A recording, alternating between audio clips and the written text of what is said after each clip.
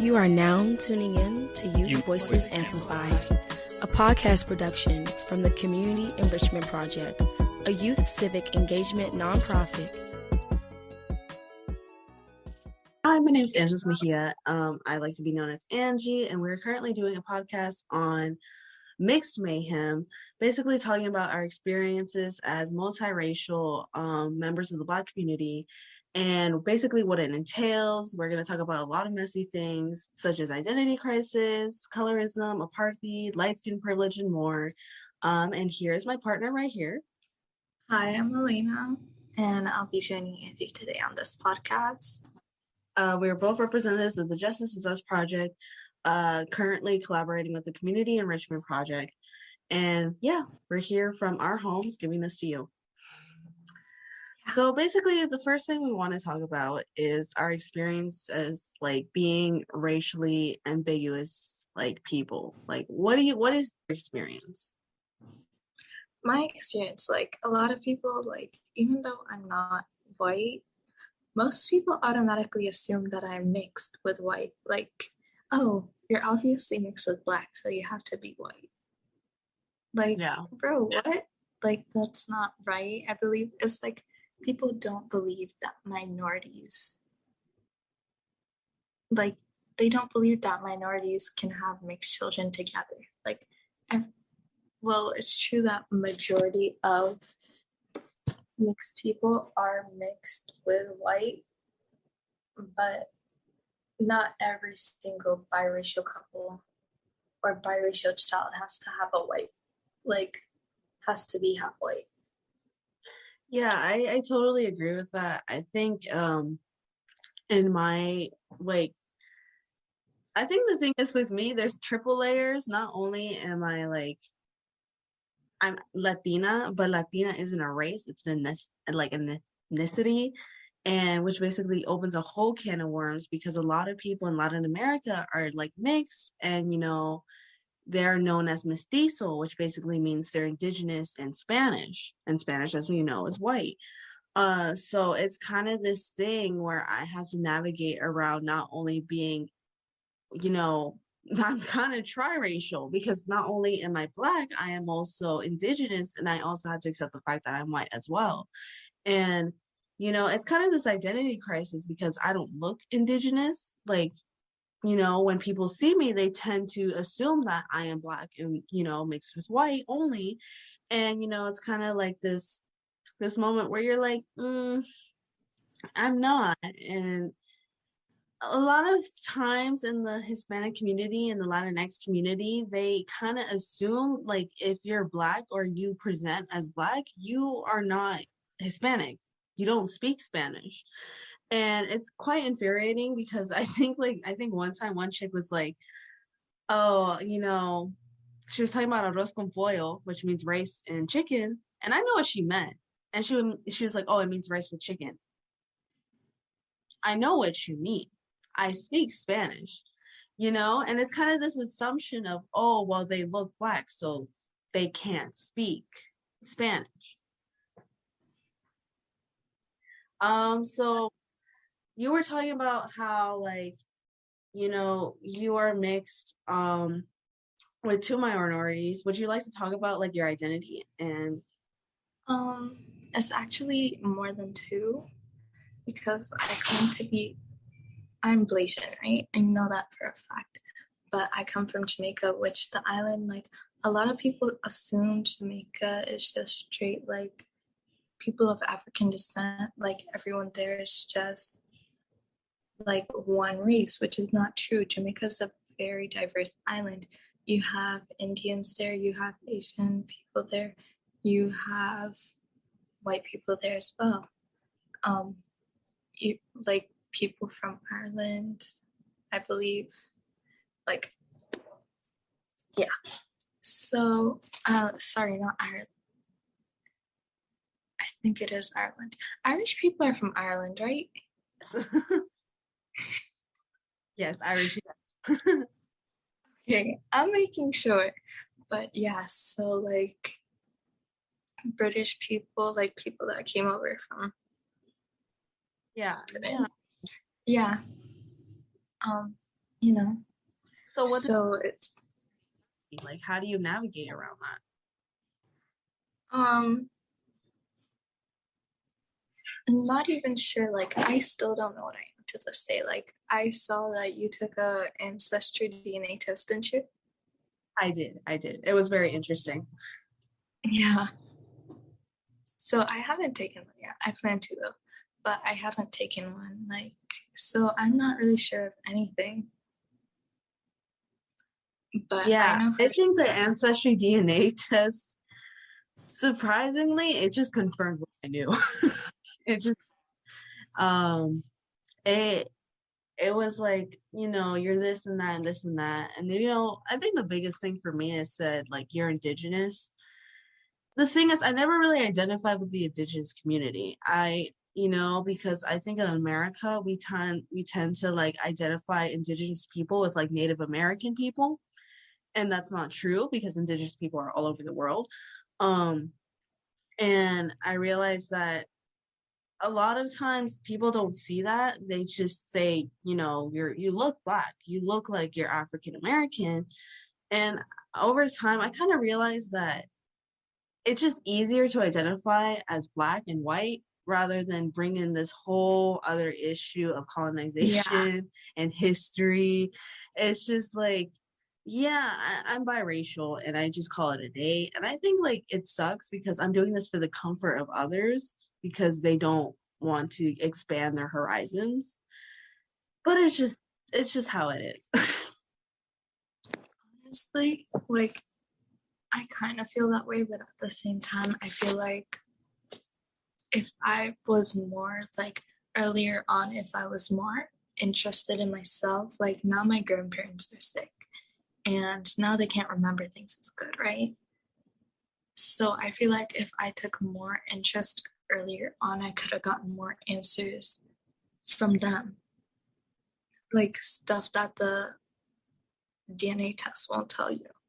Like, they tell you where your blood is from, but they don't tell you like, oh, actually this person moved here when they were this old, so you actually have some of this in you, Yeah, I understand. Like, we do this because this person moved here and they learned this here, so now they can, like, they taught us this. Yeah, I understand. When I took the ancestry DNA, it was like, you're not helping. You're not. I don't know where these people came from. I don't know who's who. I think like recently they added this whole new update where like you can see your parents, like DNA, parent 1 and parent 2. Which doesn't help because my dad is super mixed too.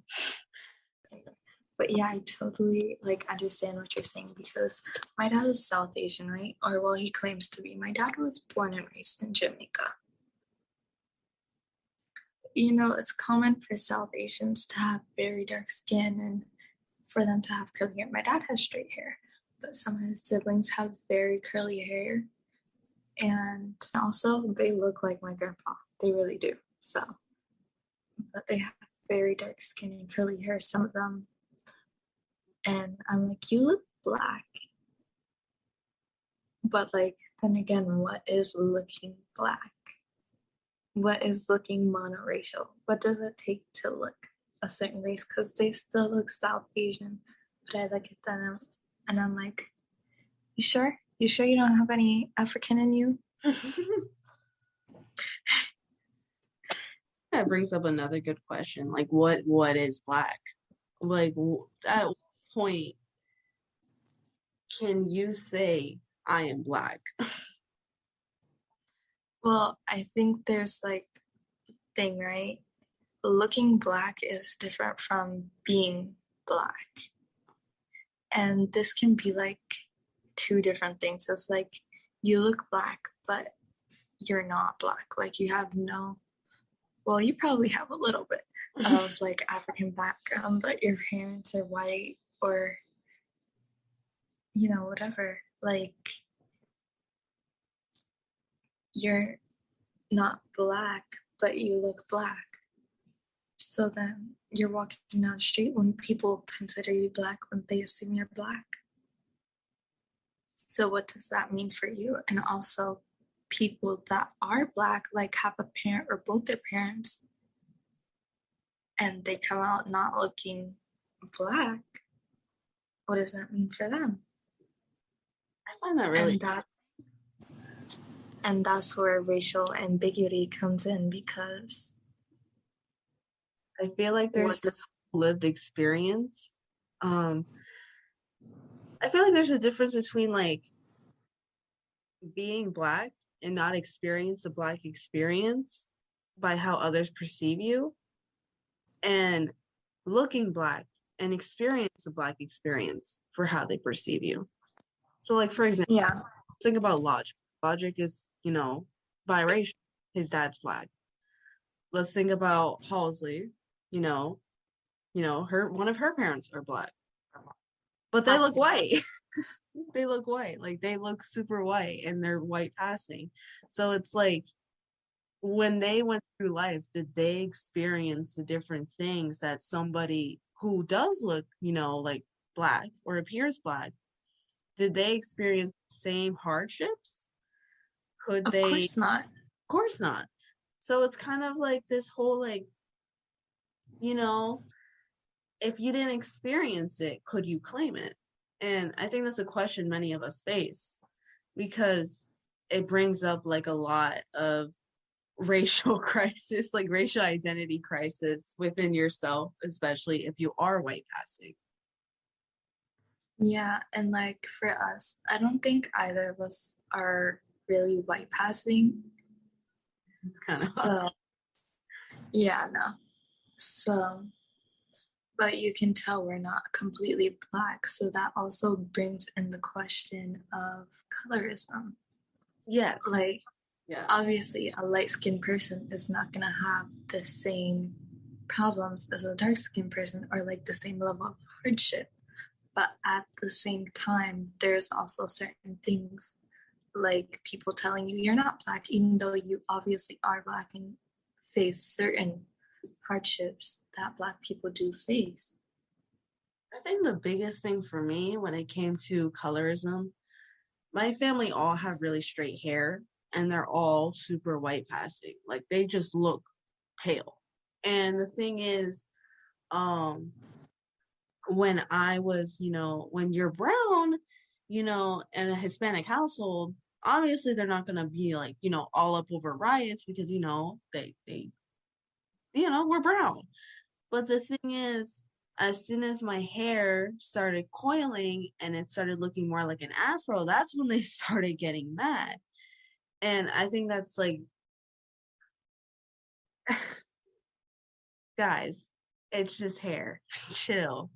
But I think there's this like certain distance that my family wanted to put upon me, because they wanted to view themselves as Spanish, rather than embracing that the fact that they have ancestors who are Black, and they are Black.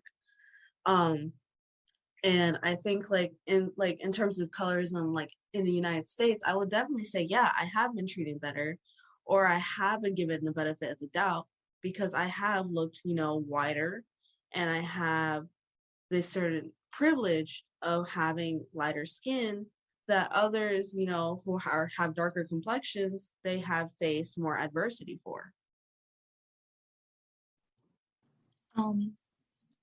I think that like goes to show on one side, like we're both mixed with Black. So in the Black community, you get treated better for being light skinned, for like just for being light skinned, literally. And on the other side, you get like treated badly because you're mixed with Black. You get treated badly for being Black, Yeah.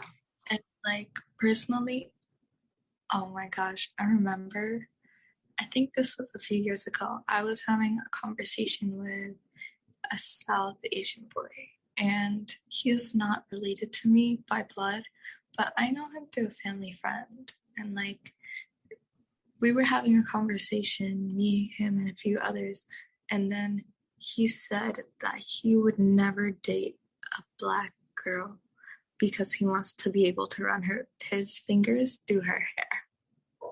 And I was like,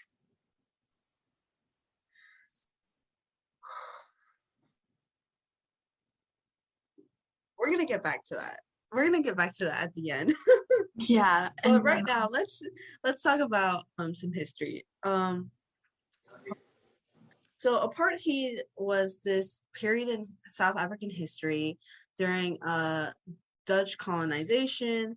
After all of this time had passed, South Africa had put upon itself and its government, different racial classifications depending on what you appeared as. So, say you are a person of a darker complexion, they would put you in the Black category. If you were a person with a lighter complexion, then they would put you in the colored category, because obviously you were light skinned. So they were like, you're not white, but you're not what we consider Black. So we're going to put you right here in the middle. And then we got, of course, white, right? And I think, like, when I was researching, one of the most famous comedians ever, Trevor Noah, he grew up in South Africa, and he details in his book his experiences as a colored boy in South Africa. And he would talk about how, his family would treat him so much better. They wouldn't give him beatings because, his family didn't want to show like bruises on his light skin. And, his family would say, oh, well, you're whiter, and white Jesus listens to whiter people. So you need to pray to Jesus for our, forgiveness and for our blessings. And it's really interesting that apartheid was so racist that they realized that there was an intersectional identity, but they were just like, you're colored, and that's it. Which really differs from American racism, where you just had colored and white. So, okay. With America, our history is just mad. Stuff is absolutely, everywhere. First of all, it was literally built off the backs of Black and Native people. And then even to this day, we're just cast aside like dirty clothes. Literally feels like we're being thrown in the wash to get used over and over again, every 4 years when something happens where another president needs some more votes. Yeah, where another president needs some more votes, and then magically there's these protests going on all over the country, and this candidate is promising to change it. Just being used over and over and over again. We're literally just a political scheme to them. All right, so let's talk about why are light-skinned people seen as more attractive? Personally, me personally, I think it has a lot to do with colorism and also the beauty standard being European features. And also, back in the days, and still now, Black and other people of color are fetishized. They're literally fetishes to people. And then European beauty standards are literally our beauty standard. You combine those things, you combine European features and the things fetishized from people of color, for example, Black women and their body types, and then European facial features. You get what people are going to look at as the perfect girl or the perfect guy or the perfect, whoever. Yeah. Yeah. I understand that. Like you said, there's a lot of European standards are considered the beauty standard. And there's a lot of fetishization, especially when it comes to you're so exotic. Oh, disgusting. But anyways, there is this whole culture of fetishization and, basically objectifying people that are, multiracial. And honestly, I hate to say, like, it's just, when people say it's a preference, it just gets on my nerves. Because it's like, it's not a preference. You are admitting that you do not find darker complexion folks attractive. Why is that? Exactly. Like, that's problematic to me. I prefer mint tea, but I'm not gonna not drink honeydew tea when there's no more mint tea. Like, it's not like if you offer me honeydew, I'm gonna say no, I want mint. Like, yeah, me thinking of this analogy while drinking mint tea. It's kind of a myth that people just like use to justify their colorism at this point. I feel like you can't say racism because that will raise a lot of red flags, but I feel like colorism like derives from racism. So, It does. It's just irritating, infuriating. Personally, I have been fetishized myself. Fun to know. Same. Because I do look like an object to be taken advantage of, and it's prevalent, especially among men of color, which is really fascinating to me because, they kind of see women as these things to not only dominate, but to also utilize as a stepping stone on the ladder.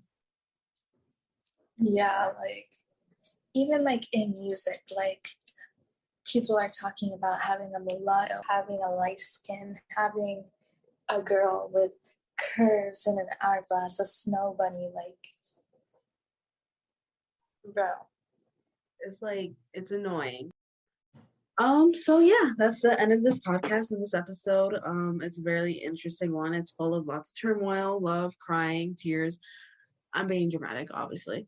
I was gonna say it was mainly just us. As we are being melodramatic, I really hope that all of you really enjoyed this episode. And this is Angie and Alayna, Grandma, signing off. Bye. Bye.